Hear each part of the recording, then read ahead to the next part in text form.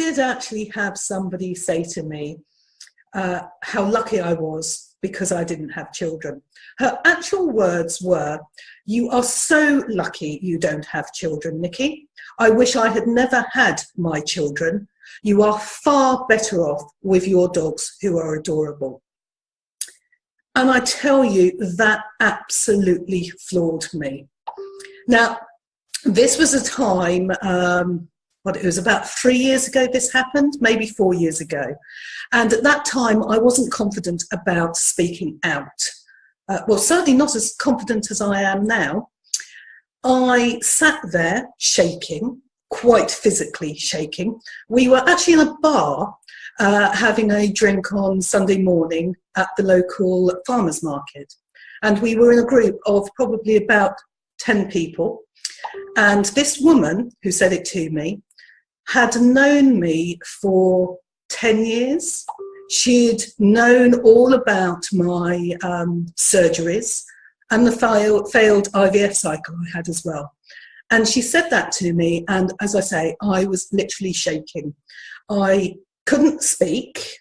I didn't know what to say, although I desperately wanted to say something. I managed to control my anger because I didn't throw the glass of red wine into her face, which I was so tempted to do. And eventually, probably after about 5 minutes, I managed to attract Andrew's attention, and I said to him, "Don't have a second drink, we need to go." And we got into the car, drove away, and I burst into tears, and he said, "What's happened?" And I told him, and he was absolutely furious, as you can imagine. How do I feel now?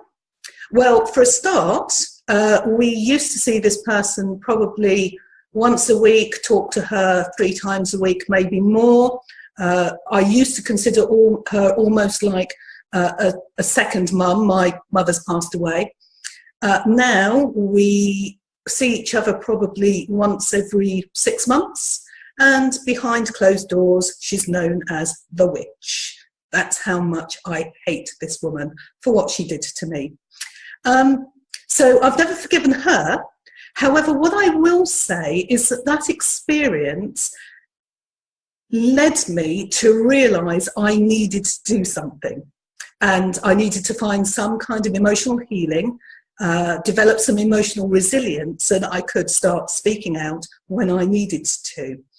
So yeah, if you're around me and you say, "No kids, lucky you," you might not be so lucky, because this time I may actually throw my glass of red wine in your face.